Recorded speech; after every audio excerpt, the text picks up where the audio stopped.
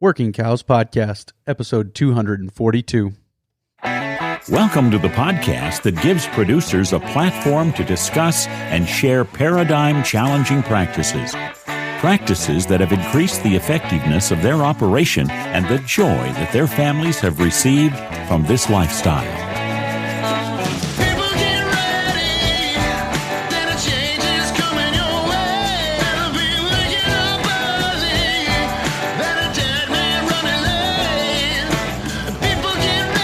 Howdy, everybody. This is Clay Connery, host of the Working Cows Podcast, powered by the Global Ag Network. And today, very excited to be joined by Cindy Zenk. She is the executive director of the South Dakota Soil Health Coalition. She has been with them for quite a while and been kind of instrumental in some of the directing and some of those things of that. And she's been a good friend of the show and gotten to meet her at a few different events and enjoyed that time with her as well.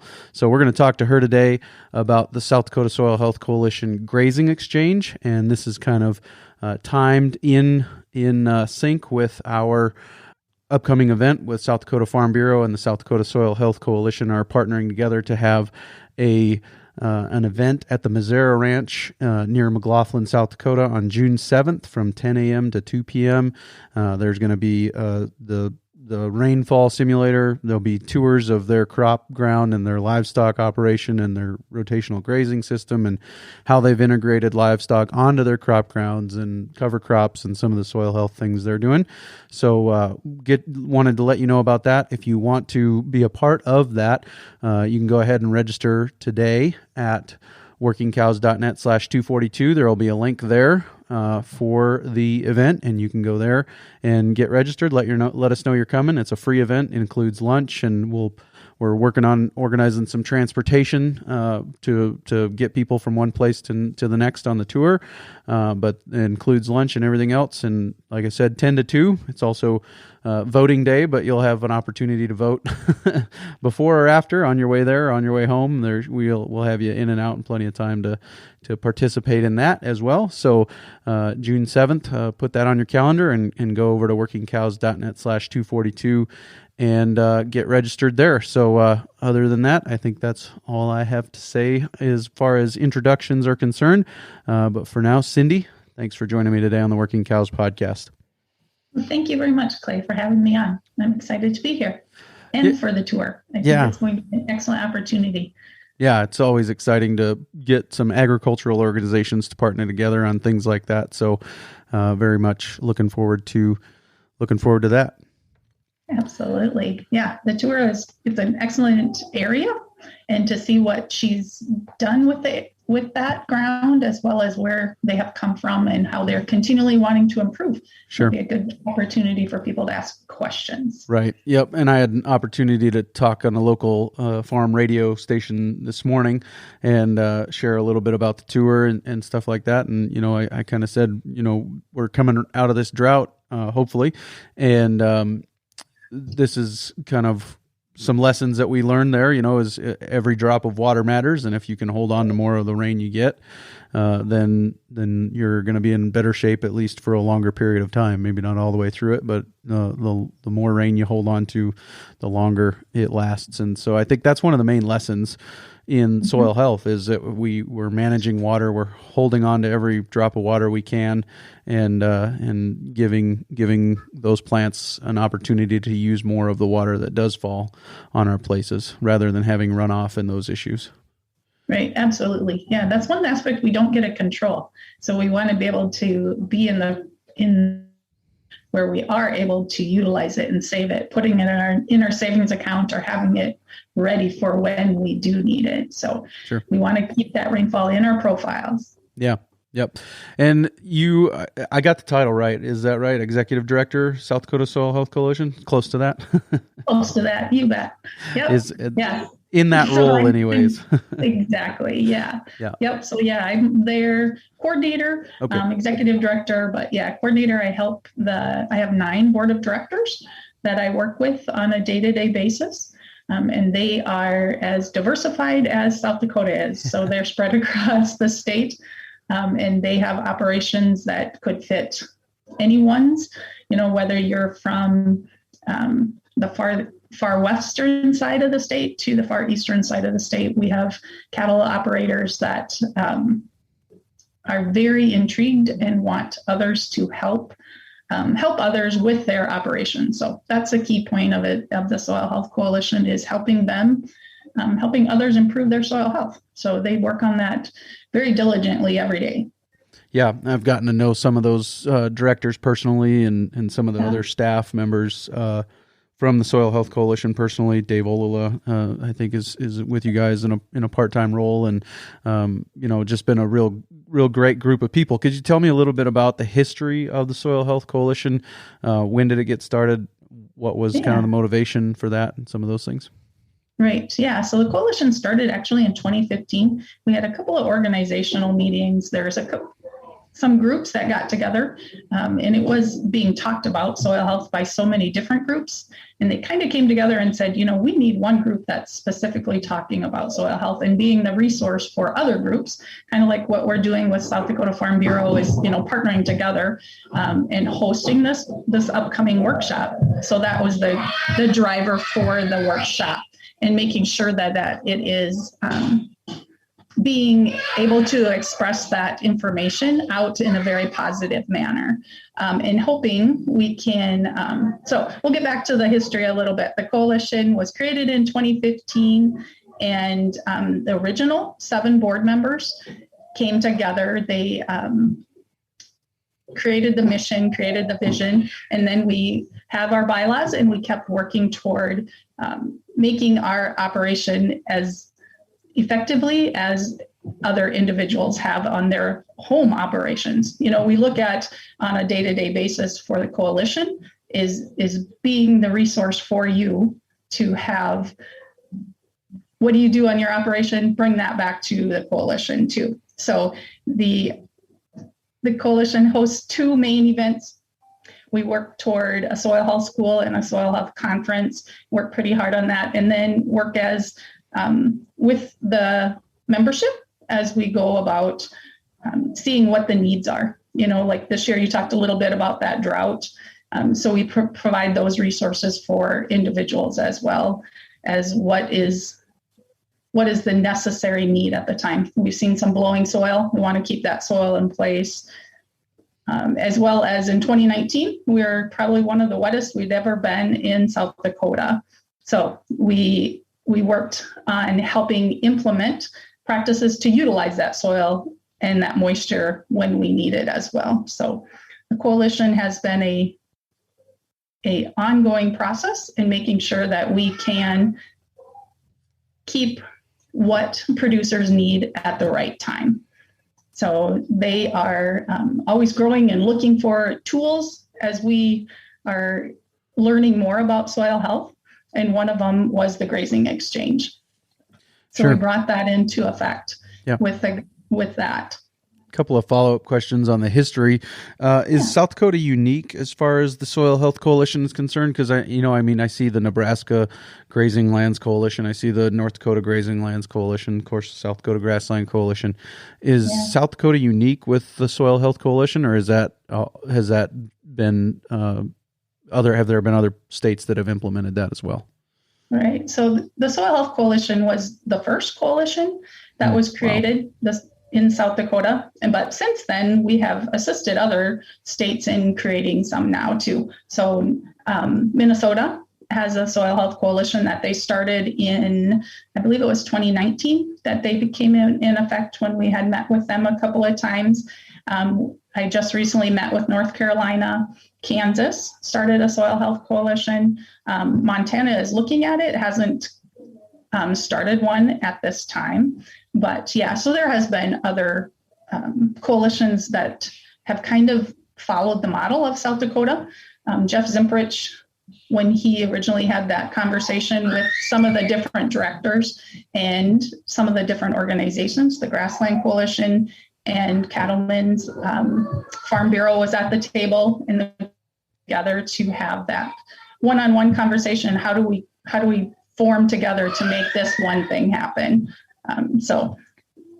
Right now, the different states are really following the model of the South Dakota Soil Health Coalition. In regards to that, they want to know how to bring producers together, kind of like what you do on your show is, voicing what's been working, what hasn't, and bring that to the table too. Sure. Yeah. And so, because like the Grassland Coalition, there's the National Grazing Lands Coalition and I think is that there's some funding that comes through is there a farm bill program or something, some funding that comes to the Grassland Coalition from there, or is it all private money?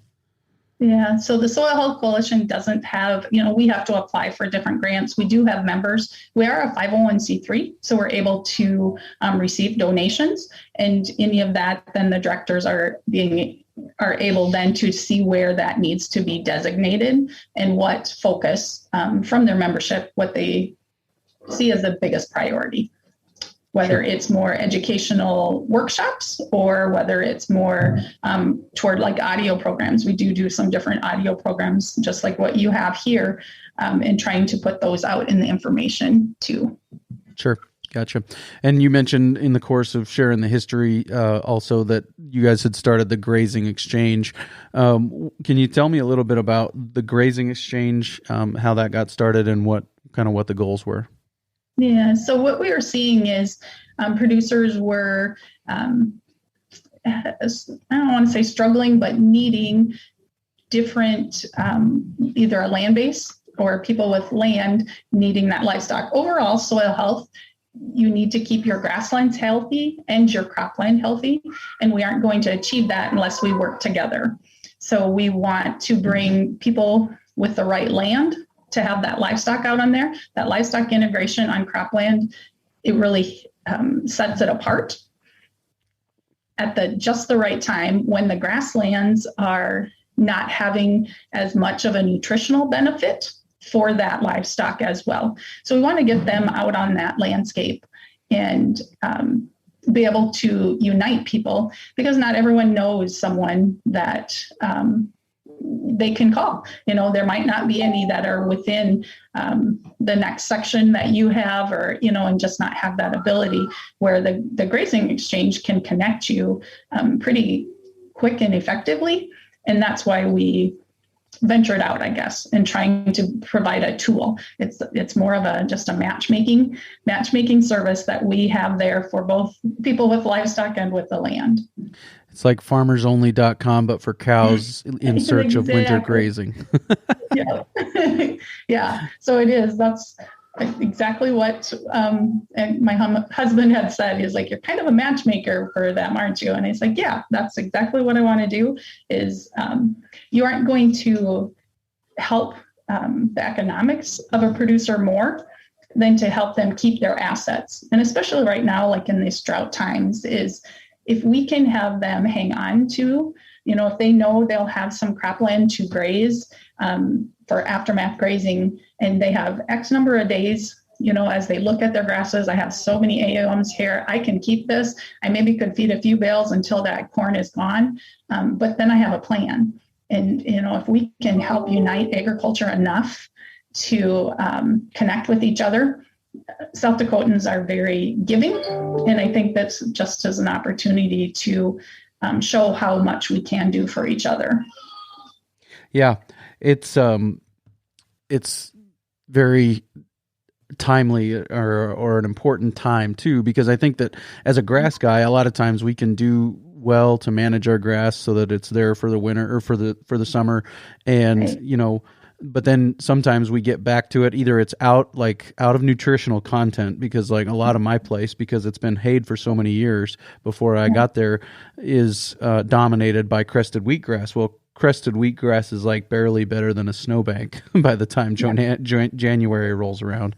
And so it's kind of out of nutritional content. And aside from some really expensive plantings of, some native species to get them back in a little faster than just the grazing alone is going to get them in, you're looking at bringing in outside feed, which, as we know, is pretty expensive. And so, again, I think one of either the first or second biggest expense for the typical ranch is that winter feed, and so if we could figure out a way to I scratch your back, you scratch mine, kind of a benefit for both people, then it's a good thing, because a lot of guys that are more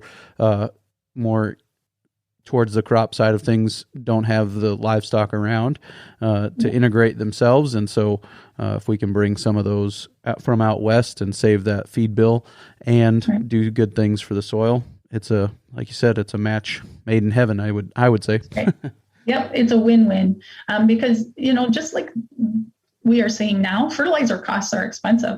And if you can have that hoof action from the cattle and having them provide some of those nutrients back onto that landset, it's going to be a win for that cropland farmer as well. It is just a definite benefit for the health of your livestock, because they are going to gain so much better onto a cover crop field than they would onto some grass that isn't having that nutritional benefit later in the year, whether it's in the winter time, that those plants aren't able to sustain that cattle effectively as much as a cover crop field would. Yeah. What have you seen, or what time of year have you seen most of the people taking advantage of the grazing exchange, making that exchange happen? Is it typically fall, or more into the more depth of winter months, or when have you seen those relationships happen? Yeah, so we've had some of both. On eastern side of the state, there has been opportunities that the landowner didn't have cattle, so they had some grazing of grassed areas, actually, which is a benefit for someone who has been either continuously grazing an area, or it's someone that, maybe it's in the drier conditions. We've had that. We were dry a couple of years back, and that's where we saw some of those matches being made too. So it really varies, just because we have opportunities. And that's one of the questions on the grazing exchange too, is when you need that type of forage, or what type of forage you are looking for the livestock person, and as well as when you are doing the land base. You can say when it would be available as well too. So we tried to think of all the different questions and making sure the matches would be able to be created when we did the grazing exchange too. So maybe we want to back up. What do you think, Clay? Should I tell them a little more about the grazing exchange? Yeah, absolutely. Okay. So the grazing exchange, it's sdgrazingexchange.com, and you can go right on there. The first thing that you would do is to create an account. Okay, so you put in your information, and then you can be able to create pins after that. The account is the first step, but you don't want to just create your account without creating a pin. Okay, so those pins are going to differentiate you from everyone else. And you don't have to just be in, I know you have listeners from Wyoming and Montana and different areas, Clay. You don't have to be in South Dakota to do this. Anywhere in the United States, someone could put on a pin. So you would just put on that pin, and whether it's, if your livestock is cattle, you can tell as much about your cattle herd that you are able to put on there. And the better matches are when you have more information about it, just the same with the land. The grazing exchange has the ability for you to see a map. Like you could zoom into that land if you want to see the fencing, and you will have that ability to put your contact information right on there. You can put as much as little as you want to be shown as well. You can put on your phone number if you choose to, or just your email address, however you would like that person to contact you. And those are the types of things that have been very beneficial. What I have heard when people are making the connections is I was able to make that call just from what I saw in there. I knew it'd be a good match just because I knew that there wasn't certain kinds of chemicals that would do something ill effect for my cattle when I'm doing, when I'm moving it. That's one thing I've also heard, Clay, is, that's part of their family, though, that livestock herd. It's really hard to think about them not being able to be right in the pasture where I'm used to seeing them.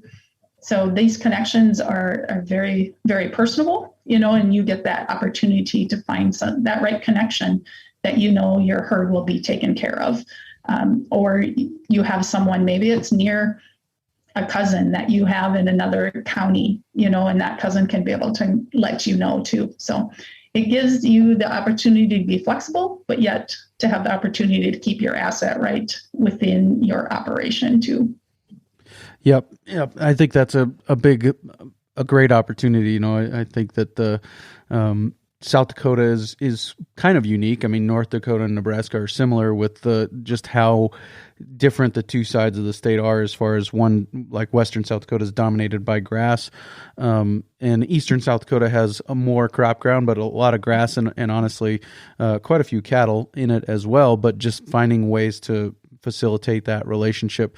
Do you see any, I've been saying for a long time, and maybe you can just tell me if you think this is the reality of the situation, that one of the maybe the missing niches in agriculture is the opportunity for somebody to come in as a third party, a go-between between the guy with the cattle and the guy with the crop ground, and say, I will come and be the manager here of these cattle on this crop ground, so that the guy with the crops doesn't have to do it, and the guy with the cattle is free to send them over there. Do you see that as maybe one of the limitations that could still be overcome?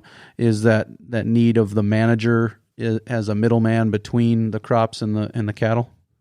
Right. Yeah. So that has been brought up at different times, and that's kind of where I was going with your cousin that was in that county, or someone that or trusted, or sure, whether it was a college roommate or someone that is still very passionate about agriculture, but has that desire to keep that link together.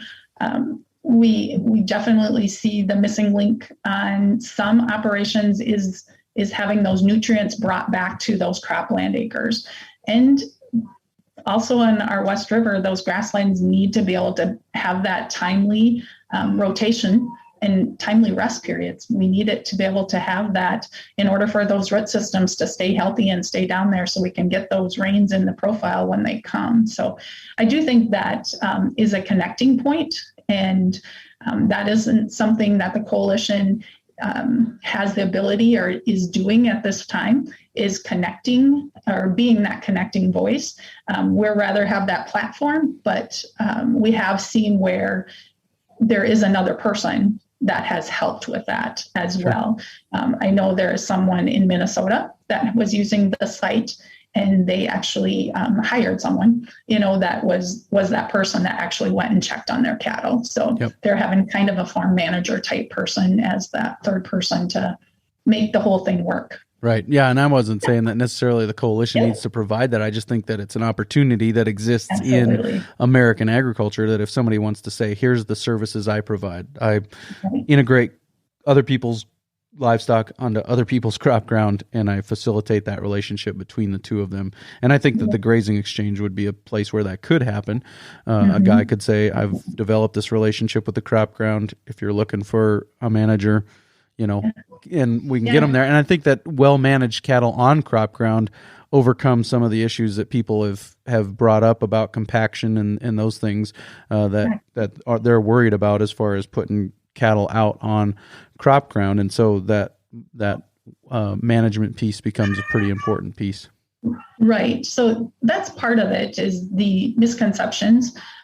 It isn't something you can just go and do. You do have to know what you are doing in order for it to work effectively. It's just like the importance of other aspects of your operation. You need to know if you're spraying, what chemicals to combine and what not to do. Otherwise, you will have a train wreck. So we want to have those good conversations, and that ability to be that connecting person. It might be a young producer, and that's an excellent opportunity for them to build that equity and to be able to be the connecting portion of someone with the livestock and the land, and maybe they can run a few of their own herd within that operation too, and just be able to say, they're doing really well here. It's, and then maybe do the soil testing afterwards too, and see what the difference was for that too. There's so many ways we can broaden our agriculture in South Dakota. And that's just another one. Another aspect someone had contacted me was the transportation. Not everyone has the ability to take the herd that they want into another, and someone else may have that pod then be able to do that. So they're definitely having those additional broaden, I guess, the grazing exchange into other areas. And that's another aspect on the grazing exchange. We do have some resources listed, have some forms and different information, how you can make that lease agreement, because it is between the two parties themselves, not with the coalition. But that's a great point where we could have the ability for someone who is interested in that type of a thing to be listed possibly on the grazing exchange too. Yeah, I've thought a lot about that position as being almost like an internship position where you're getting the network and the experience and maybe some pay, or maybe, like you said, you get to run some of your own cows in with them. But it's more the value of the experience, the value of the network is part of it too. And so maybe that's an opportunity. And again, like I said, I think it's just the enterprising young individual needs to be that person taking the initiative to contact both sides and say, hey, I'm willing to be the facilitator here if you guys are willing to entrust your land and your livestock to me. So I think that's an opportunity. Another thing about this grazing exchange that has occurred to me is that one of the things I've observed is that winter grazing isn't without consequences. If we remove more cover than we should, especially in the last 2 winters where we've had open winters and honestly the grass has been visible and they haven't had to dig for it. It's there, nutrient values and all those things, notwithstanding, it's available, it's accessible. And, but if we remove too much cover, then we are putting ourselves in a detrimental situation, because one of the soil health principles is, armor on the soil, or soil cover, soil armor. And so we need to make sure that we're leaving that cover behind. And this grazing exchange is a way, I think, that we could make sure that happens a little bit more, certainly by getting those cattle off of there during the winter months. Absolutely. Yeah, that is one, something that I think amazes more people than they're aware of, is when we've done the rainfall simulator and some different things, overgrazed pastures actually are the ones that have the most runoff because of that no root system, even more so than a tilled ground and some of those types of things. So keeping that grass, which is one of your biggest assets, in a healthy manner, and getting them off of that ground is something that's going to last a lifetime. That keeping that native grasses coming back and being able to be an additional resource. Those 5 principles are so key, and we need to keep all 5 of them in the system as much as possible. Sure. Yeah. And would you say that the compaction issues are among those misconceptions that people have about integrating livestock onto crop ground? I've seen some graphs presented before about, the difference between a hoof and a tractor and those kinds of things. But would you say that that's one of the misconceptions that people need to maybe have a paradigm shift about? Right. Yeah. Compaction is something that you do want to definitely be aware of, because it can happen, but that's the part of knowing when to have the cattle out there and when not to have them out there. Compaction can happen in your grasslands, and you see that with the cattle trails and some of the different areas. And that is why there isn't the grass growing in those areas, and it's same thing on your cropland.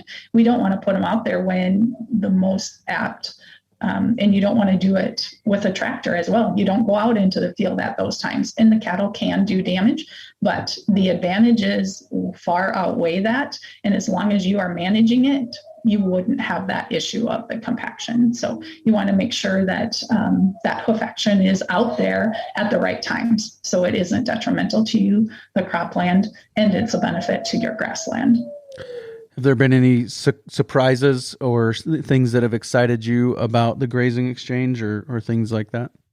Yeah, so the grazing exchange, the one surprise I had was someone had told me they made a match and I hadn't seen their pin. And he said, well, I I found them. I didn't get my pin up there, so I just called them, got the cat out, and I didn't end up having my land base on there. So that was something that I didn't think about, that people with different kinds of land were just checking it out and saying, hey, I'm going to give him a call. I think that will be a perfect fit, and just didn't even go that far. So they're utilizing it in different manners.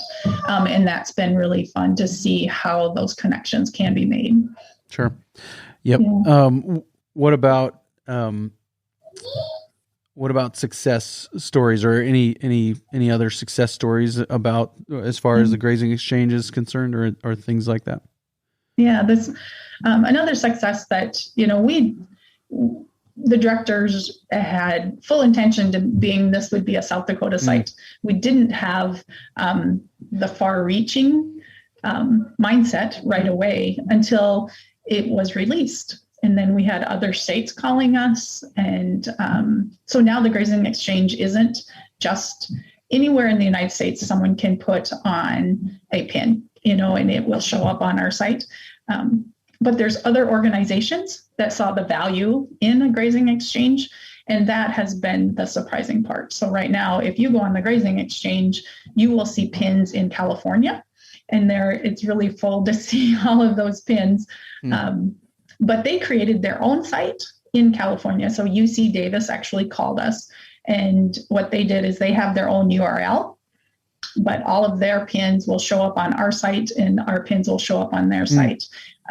So we've had, actually, theirs is complete. There's one in New Mexico that is complete now.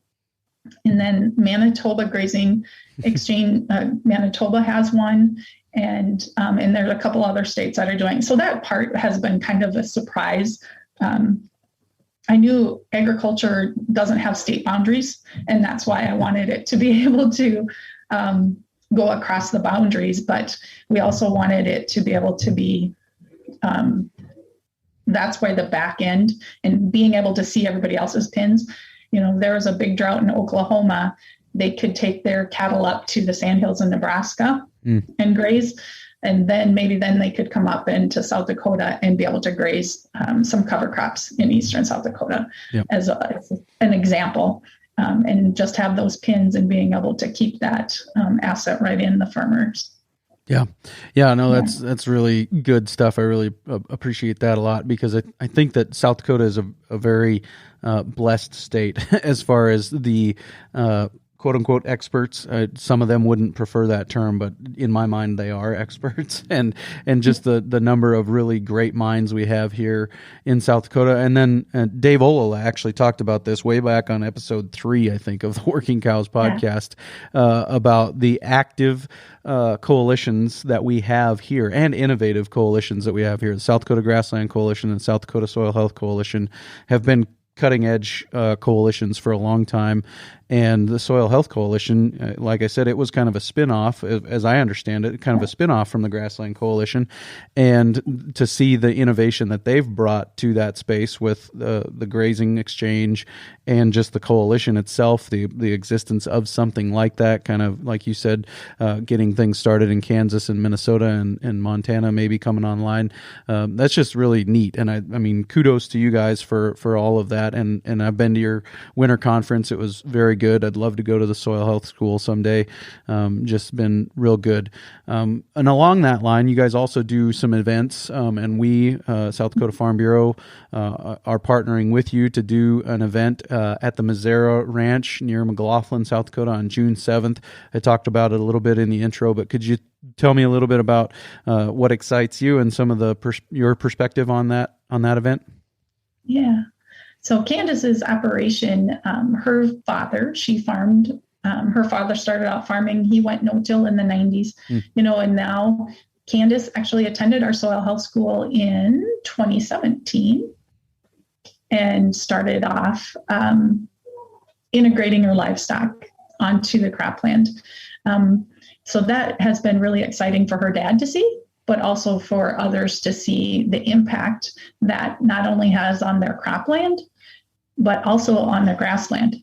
They're being able to rest and graze at different times on the grassland, and now seeing the natives come back, taking away some of those. You mentioned crested wheatgrass and, some of the smooth brooms that are getting into our native pastures, keeping that healthy, utilizing your cropland, keeping the whole system healthy. Her cattle are healthier. And also, being able to add that another diversity layer in there. He went no-till, but increasing the number of crops on her cropland has allowed her to put in some more of the cover crops and some of that different forage value for her cattle too. So not just looking at the cattle being on the grassland, but also looking at it to be on the cropland. So using all 5 principles, in fact, to keep the whole system healthy. Yeah, I think that cover crops especially present such a unique opportunity as far as sometimes acting like a bridge from one season to the next, where I wish I had some healthier or some plants that were more nutritious at this time of year. Well, you can probably find a cover crop that you can plant that will have plants that are nutritious that time of year for them to get out there and do well on and perform well on and not need the protein supplements, which tend to be pretty expensive. Right. Yeah. And that's what is the key is we're, I want to say, learning from our ancestors. Our ancestors did this, our grandpas and different things, and we're going back to it. We had operations where they had every aspect they needed for their families right there, with all the diversification. They were doing 2 crops in a year because they needed to in order to keep that food for their families and for their livestock for the whole season. South Dakota does have winter, but we do need to keep that living root in the system as long as possible. And that is one way we can do that, is to see, look at your land, and look at your cattle and see when you can have those different opportunities for adding something different in there. You may not think that you have many choices, but there's usually more than we are continually doing anyway. Sure. That's the fun part of agriculture, I think, is all of the different things that we can do and how we can help each other achieve the most that we can do on our operations. Right. Yep. And so, like I talked about, the diversity in South Dakota with the more grass dominant west and the crop dominant east, the closer you get to the river that separates the two halves of the state and the Missouri River, the more that Venn diagram overlaps, where you start to see more cattle and crops on the same operation. And where we're going to get to be in north central South Dakota is kind of about, if you were going to say one side's red, one side's blue, this is about as purple as you're going to get as far as those crops and livestock being on the same operation. And so we're going to get to see some really exciting things, I think, June 7th, as far as how they've been approaching it and some of the lessons they've been learning and some of those things. So again, check out the show notes page for today, workingcows.net/242. If you want to get registered and be there, it's open to anybody, but we'd just like to know how many are coming so we can plan for lunch and plan for having enough seats to get people transported from one place to the next. Are there any other things that you wanted to talk about as far as what the Missouri's have been doing and what you are excited about as far as June 7th is concerned? Yeah. You had mentioned the rainfall simulator. So if you haven't ever seen that is something that is very, has the ability to get you thinking. It just really sparks your interest into seeing. It's like, that is just what I'm doing. And that helps me to understand when I do get those 3-inch rains that seem to be coming at different times. We want to make sure they're getting in the profile. So that is something we want everyone to see. We will be having, a variety of different speakers, like you had mentioned, Clay, out in the fields. Both Candace and Bob will be out in the field too and sharing. But we do want to see a good busload of people out there, just because it is a sustainable operation, and everyone will be able to take one thing back with them, and say, this is something that I maybe will want to try on our land, or how I can incorporate this into our operations. And we'll have some resources and always some good food, and be able to have some good networking out there. That's how we learn the best, is from everyone else, is networking with each other. Sure. Yeah. Very good. Well, I I really appreciate your time today. I appreciate the Soil Health Coalition. I appreciate, everything that you guys have been doing and kind of being on the leading edge and the leadership that you've taken in this space. Is the Minnesota Soil Health Coalition, is that called the Sustainable Farming Association? Is that SFA, or is that a different organization? That's a different organization. Okay. Actually, that was the one difference in other states, Clay, is some states have several different organizations that are available. And so they do have the two. They have a Sustainable Farming Association and the Minnesota Soil Health Coalition too. So yeah, and I do want to thank you for having me on, and also thank Farm Bureau for partnering with us on June 7th. Yeah, very, very excited.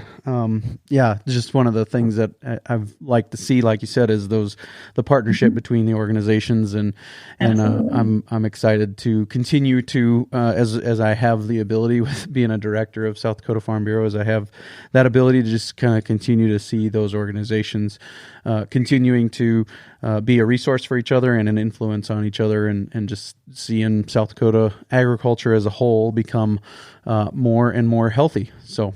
Yes, Yeah, absolutely. Yes. And thank you again for this opportunity.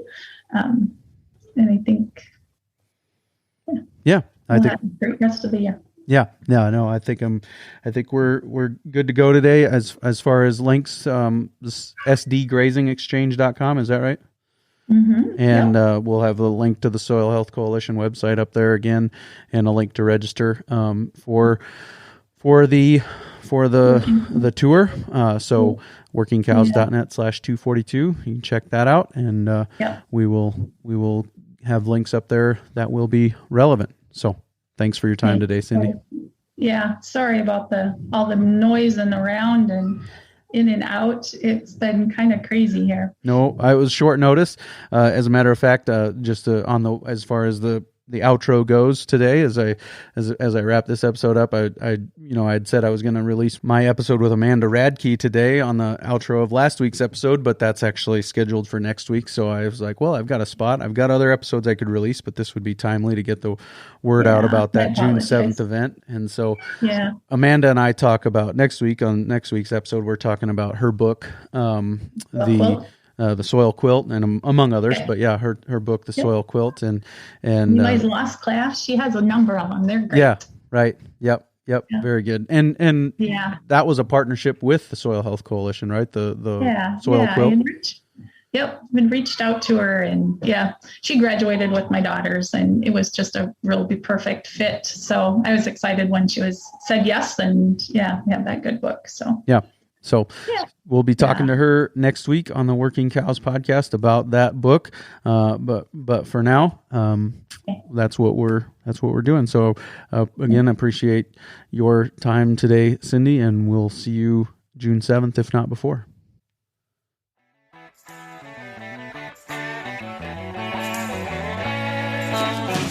We invite you to visit workingcows.net to subscribe to the show via iTunes or Stitcher.